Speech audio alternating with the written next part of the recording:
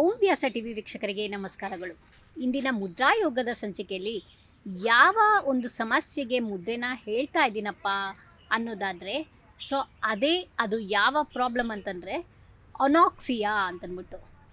ಏನಪ್ಪ ಅನಾಕ್ಸಿಯಾ ಅಂತಂದರೆ oxygen ಡಿಪ್ರಿವಿಯೇಷನ್ within tissues and ಆರ್ಗ್ಯಾನ್ಸ್ನ ನಾವು ಏನಂತ ಹೇಳ್ತೀವಿ ಅಂತಂದರೆ ಅದನ್ನು ಅನಾಕ್ಸಿಯಾ ಅಂತಂದ್ಬಿಟ್ಟು ಹೇಳ್ತೀವಿ. ಏನಪ್ಪ ಹೀಗಂದರೆ ನೋಡಿ, ನಾವು ತಗೊಳ್ತಿರುವಂತಹ ಆಮ್ಲಜನಕ ಆಕ್ಸಿಜನ್ ಅನ್ನೋದು ನಮ್ಮ ಬಾಡಿಯ ಎಲ್ಲ ಆರ್ಗ್ಯಾನ್ಸ್ಗಳಿಗೆ, ಎಲ್ಲ ಟಿಶ್ಯೂಗಳಿಗೆ ನೀಟಾಗಿ ತಲುಪದೇ ಇಲ್ದಿರೋದೇ ಈ ಒಂದು ಅನಾಕ್ಸಿಯಾ ಪ್ರಾಬ್ಲಮ್ ಅನ್ನೋದು ನಾವು ಹೇಳಬಹುದಾಗಿದೆ. ಹೀಗಿರುವಾಗ ಯಾಕೆ ಈ ಅನಾಕ್ಸಿಯಾ ಪ್ರಾಬ್ಲಮ್ಸ್ ಅನ್ನೋದು ಬರುತ್ತೆ ಅನ್ನೋದಾದರೆ ಇದಕ್ಕೆ ಹಲವು ಕಾರಣಗಳಿದೆ. ನೋಡಿ, ನಾವು ತಗೊಳ್ಳುವಂತಹ ಆಕ್ಸಿಜನ್ ಲಂಗ್ಸ್ಗೆ ಹೋಗಿ ಅದರ ಸಹಾಯದಿಂದ ಬಾಡಿಯ ಎಲ್ಲ ಒಂದು ಇದಕ್ಕೂ ಆಕ್ಸಿಜನ್ ಅನ್ನೋದು ತಲುಪಿಸ್ಬೇಕು. ಹೀಗಿಲ್ದಿರೋದು ಅನೇಕ ಕಾಯಿಲೆಗಳಿಗೆ, ಅನೇಕ ಒಂದು ಪರಿಣಾಮಗಳಿಗೆ ಇದು ರೀಸನ್ ಆಗುತ್ತೆ. ಹೀಗಿರುವಾಗ ಯಾವ ಕಾರಣಗಳಿಂದ ಈ ಒಂದು ಈ ಅನಾಕ್ಸಿಯಾ ಪ್ರಾಬ್ಲಮ್ ಅನ್ನೋದು ಬರುತ್ತೆ, ಆಕ್ಸಿಜನ್ ಅನ್ನೋದು ನೀಟಾಗಿ ಬಾಡಿಗೆ ಹೋಗಲ್ಲ ಅನ್ನೋದಾದರೆ, ಅದಕ್ಕೆ ಮುಖ್ಯವಾಗಿ ನಾವು ನೋಡೋ ಕಾರಣಗಳಂದರೆ, ಒಂದು ಸ್ಮೋಕಿಂಗ್ ಪ್ರಾಬ್ಲಮ್ ಆಗಿರಬಹುದು, ಇನ್ನೊಂದು ವೀಸಿಂಗ್ ಪ್ರಾಬ್ಲಮ್ ಅಥವಾ ಅಸ್ತಮಾ ಪ್ರಾಬ್ಲಮ್ ಅನ್ನೋದು ಆಗಿರಬಹುದು. ಅದೇ ರೀತಿಯಾಗಿ ಸಫೋಕೇಟೆಡ್ ಏರ್ ಬ್ರೀತಿಂಗ್ ಆಗಿರಬಹುದು. ಅಂದರೆ ಕೆಲವ್ರು ಏನು ಮಾಡ್ತಾರೆ ಅಂತಂದರೆ, ಒಂದು 4 ಗೋಡೆಗಳ ಮಧ್ಯೆ ಇದ್ದಾರೆ ಅಂತಂದರೆ ಎಲ್ಲ ಕಿಟಕಿ ಎಲ್ಲನೂ ಬಂದ್ ಮಾಡ್ಕೊಂಡು ಕೂತಿರ್ತಾರೆ. ಒಂದು ಸುಸಜ್ಜಿತವಾದಂತಹ ಆಕ್ಸಿಜನ್ ಕೊಠಡಿಗಳಲ್ಲಿ ಇರೋದಿಲ್ಲ. ಇದರಿಂದ ಸಹ ಏನಾಗುತ್ತೆ ಅಂತಂದರೆ ಈ ಒಂದು ಅನಾಕ್ಸಿಯಾ ಪ್ರಾಬ್ಲಮ್ ಅನ್ನೋದು ಬರೋದು ನಾವು ಹೇಳಬಹುದಾಗಿದೆ. ಇದರ ಜೊತೆಗೆ ಇನ್ನೂ ಅನೇಕ ರೀತಿಯ ಕಾರಣಗಳನ್ನು ನಾವು ನೋಡಬಹುದಾಗಿದೆ. ಅಂತಂದರೆ ಅವ್ರಿಗೇನಾದರೂ ಸ್ಟ್ರೆಸ್ಗೊಳಗಾಗದಾಗಿರ್ಬೋದು, ಹಾಗೆ ಕೋಪ ಮಾಡ್ಕೊಳೋದಾಗಿರ್ಬೋದು. ಯಾಕಂದರೆ ಅಂಥ ಸಮಯದಲ್ಲಿ ಏನಾಗುತ್ತೆ ಅಂದರೆ ಬ್ರೀತಿಂಗ್ ಅನ್ನೋದು ವೇರಿಯೇಷನ್ ಆಗುತ್ತೆ, ಆಕ್ಸಿಜನ್ ಅನ್ನೋದು ಆರ್ಗನ್ಸ್ಗಳಿಗೆ ತಲುಪೋದಿಲ್ಲ. ಇದೂ ಸಹ ನಾವು ಕಾರಣಗಳಾಗಿ ನೋಡಬಹುದಾಗುತ್ತೆ. ಈ ರೀತಿಯಾಗಿ ಇನ್ನೂ ಅನೇಕ ಕಾರಣಗಳಿಂದ ಏನಾಗುತ್ತೆ ಅಂತಂದರೆ ಈ ಒಂದು ಅನಾಕ್ಸಿಯಾ ಪ್ರಾಬ್ಲಮ್ ಅನ್ನೋದು ಬರುತ್ತೆ. ಮೇಯ್ನಾಗಿ ಇವತ್ತಿನ ದಿನ ನಾವು ನೋಡಬೇಕು ಅಂತಂದರೆ ಈ ಅನಾಕ್ಸಿಯಾ ಪ್ರಾಬ್ಲಮ್ ಅನ್ನೋದು ಒಂದು ರೀತಿಯಾಗಿ ಎಲ್ಲರೂ ಸಫರ್ ಆಗ್ತಾ ಇದ್ದೀವಿ. ಯಾಕಂತಂದರೆ ನಾವು ಇವತ್ತಿನ ದಿನ ತಗೊಳ್ಳುವಂತಹ ಬ್ರೀತಿಂಗ್ ಏನಾಗಿದೆ ಅಂದರೆ ಕಾರ್ಬನ್ ಡೈಆಕ್ಸೈಡ್ ಯುಕ್ತವಾದಂತಹ ಒಂದು ಬ್ರೀತಿಂಗ್ಗೆ ಹೆಚ್ಚಾಗಿ ತೊಗೊಳ್ತಾ ಇದ್ದೀವಿ. ಹೀಗಿರುವ ಅಂದರೆ ನಮ್ಮ ವಾತಾವರಣ ಏನಾಗಿದೆ ಅಂದರೆ ತುಂಬ ಕಲುಷಿತವಾಗಿದೆ. ಹಾಗಾಗಿ ಉತ್ತಮವಾದಂಥ ಆಮ್ಲಜನಕ ಅನ್ನೋದು ಆರ್ಗನ್ಸ್ಗಳಿಗೆ ತಲುಪ್ತಾನೆ ಇಲ್ದಿರ ಇರೋದು ಒಂದು ರೀಸನ್ ಆಗಿದೆ. ಇದರಿಂದ ಅನೇಕ ರೀತಿಯ ಪರಿಣಾಮಗಳನ್ನು ಎದುರಿಸಬೇಕಾಗುತ್ತೆ.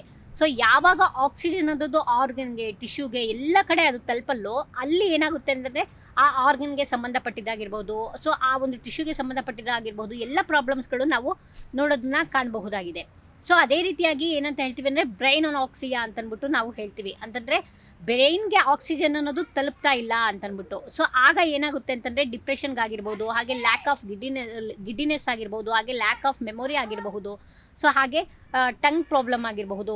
ಇದೆಲ್ಲನೂ ಬರ್ತಾ ಹೋಗುತ್ತೆ. ಅಷ್ಟೇ ಅಲ್ಲ, ಅವ್ರಿಗೇನಾಗುತ್ತೆ ಅಂದರೆ ಅಲರ್ಟ್ನೆಸ್ ಪ್ರಾಬ್ಲಮ್ ಆಗಿರಬಹುದು. ಇದೆಲ್ಲನೂ ಮತ್ತು ಮೆಮೊರಿ ಪ್ರಾಬ್ಲಮ್ಮು, ಈ ರೀತಿಯಾದ ಎಲ್ಲ ಪ್ರಾಬ್ಲಮ್ಗಳು ಬರ್ತಾ ಹೋಗುತ್ತೆ ಈ ಒಂದು ಏನು ಬ್ರೈನ್ ಅನಾಕ್ಸಿಯಾದಿಂದ. ಇದೇ ರೀತಿಯಾಗಿ ಎಲ್ಲ ಆರ್ಗನ್ಸ್ಗಳಿಗೂ ಅನಾಕ್ಸಿಯಾ ಪ್ರಾಬ್ಲಮ್ ಅನ್ನೋದು ನಾವು ನೋಡಬಹುದಾಗಿದೆ. ಲಿವರ್ ಅನಾಕ್ಸಿಯಾ, ಹಾಗೆ ನಮ್ಮಲ್ಲಿ ದೇಹದ ಎಲ್ಲ ಯಾವ್ಯಾವ ಪಾರ್ಟ್ಗಳಿದೆಯೋ ಎಲ್ಲದಕ್ಕೂ ಆಕ್ಸಿಜನ್ ಅನ್ನೋದು ತಲುಪಬೇಕಾಗಿದೆ. ಹಾಗಾಗಿ ಆಕ್ಸಿಜನ್ ಅನ್ನೋದು ಆ ಪಾರ್ಟ್ಗೆ ತಲುಪಿಲ್ಲ ಅಂದಾಗ ಅಲ್ಲಿ ಏನಾಗುತ್ತೆ ಅಂತಂದರೆ ಅದು ನೀಟಾಗಿ ಕೆಲಸ ಮಾಡದೇ ಇಲ್ದಿರೋದು ಈ ಒಂದು ಅನಾಕ್ಸಿಯಾ ಪ್ರಾಬ್ಲಮಿಂದ ಆಗಿದೆ.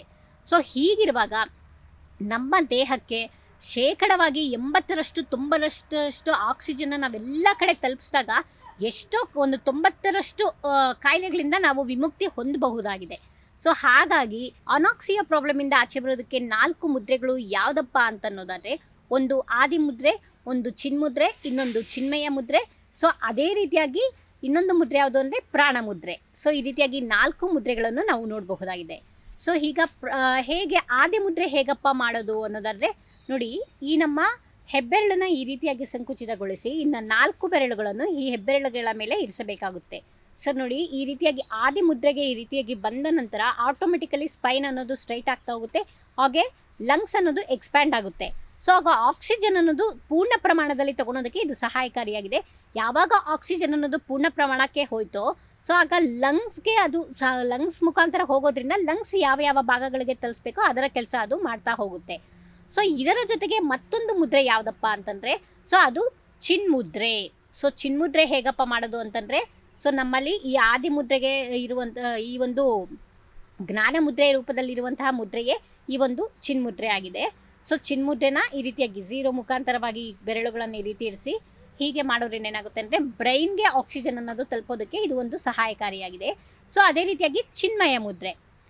ಚಿನ್ಮಯ ಮುದ್ರೆ ಅಂತಂದರೆ ನೋಡಿ, ಈ 3 ಬೆರಳುಗಳೇನಿದೆ ಇದನ್ನು ಈ ರೀತಿಯಾಗಿ ಮಡಚುತ್ತಾ ಈ ರೀತಿಯಾಗಿ ಇಟ್ಕೊಳೋದು ಇದೊಂದು ಚಿನ್ಮಯ ಮುದ್ರೆ ಆಗಿದೆ. ಸೊ ಈ ಒಂದು ಚಿನ್ಮಯ ಮುದ್ರೆಯಿಂದನೂ ಏನಾಗುತ್ತೆ ಅಂತಂದರೆ ದೇಹಕ್ಕೆ ಒಂದು ಆಕ್ಸಿಜನ್ ಅನ್ನೋದು ಪೂರ್ಣ ಪ್ರಮಾಣದಲ್ಲಿ ಪಸರಿಸೋದಕ್ಕೆ ಸಹಾಯಕಾರಿಯಾಗಿದೆ. ಅದೇ ರೀತಿಯಾಗಿ ಪ್ರಾಣಮುದ್ರೆ ಅನ್ನೋದು ದೇಹಕ್ಕೆ ಇಮ್ಯುನಿಟಿ ಕೊಡುತ್ತೆ, ಹಾಗೆ ಪ್ರಾಣಶಕ್ತಿನ ಹೆಚ್ಚಿಸುತ್ತೆ. ಸೊ ಪ್ರಾಣಮುದ್ರೆ ಹೇಗಪ್ಪ ಮಾಡೋದು ಅಂದರೆ ನೋಡಿ, ವಿಕ್ಟೋರಿ ಅಂತ ಇಟ್ಕೊತೀವಲ್ಲ, ಈ ರೀತಿಯಾಗಿ 2 ಬೆರಳುಗಳನ್ನ ಎಂಗೇಜ್ ಆಗಿರಿಸಿ ಉಳಿದಂತಹ 2 ಬೆರಳುಗಳನ್ನ ಈ ರೀತಿಯಾಗಿ ಅಗ್ನಿತತ್ವದಲ್ಲಿ ಇರಿಸಬೇಕಾಗುತ್ತೆ. ಸೊ ಇದನ್ನು ಏನಂತ ಹೇಳ್ತೀವಿ ಅಂದರೆ ಪ್ರಾಣಮುದ್ರೆ ಅಂತಂದ್ಬಿಟ್ಟು ಹೇಳ್ತೀವಿ. ಸೊ ಈ 4 ಮುದ್ರೆಗಳನ್ನು ಮಾಡೋದ್ರಿಂದ ಅನಾಕ್ಸಿಯಾ ಪ್ರಾಬ್ಲಮಿಂದ ಆಚೆ ಬರಬಹುದು. ಆಕ್ಸಿಜನ್ ಅನ್ನೋದು ಕೇವಲ ಆರ್ಗನ್ಸೆ ಟಿಶ್ಯೂಗೆ ಅಷ್ಟೇ ಅಲ್ದಿರ ನಮ್ಮ ಚರ್ಮದ ಕಾಂತಿಗಾಗಿರ್ಬೋದು, ಆ್ಯಂಟಿ ಏಜಿಂಗ್ ಸ್ಕಿನ್ನ ತೊಗೊಳೋದಕ್ಕಾಗಿರ್ಬೋದು, ಹಾಗೆ 90% ಅಷ್ಟು ಕಾಯಿಲೆಗಳಿಂದ ಆಚೆ ಬರಬೇಕಂದ್ರೆ ಆಕ್ಸಿಜನ್ ಅನ್ನೋದು ತುಂಬಾ ಮುಖ್ಯ ಆಗಿದೆ. ದೇಹಕ್ಕೆ ಆಕ್ಸಿಜನ್ ಕೊಟ್ಟಾಗ ಎಲ್ಲ ಪ್ರಾಬ್ಲಮಿಂದ ಆಚೆ ಬರಬಹುದು ಅಂತ ಹೇಳ್ತಾ ಇಂದಿನ ಈ ಸಂಚಿಕೆಯನ್ನು ಮುಗಿಸ್ತಿದ್ದೀವಿ. ಸೊ ಆಕ್ಸಿಜನ್ ಹೆಚ್ಚಿನ ರೀತಿಯಾಗಿ ಯೋಗ, ಪ್ರಾಣಾಯಾಮ, ಮುದ್ರೆಗಳನ್ನು ಮಾಡ್ತಾ ಆಕ್ಸಿಜನ್ನ ಹೆಚ್ಚಿಸ್ಕೊಳ್ಳಿ, ಹಾಗೆ ಆರೋಗ್ಯದಿಂದಿರಿ ಅಂತ ಹೇಳ್ತಾ ಇಂದಿನ ಸಂಚಿಕೆಯನ್ನು ಮುಗಿಸ್ತಿದ್ದೇನೆ. ಧನ್ಯವಾದಗಳು.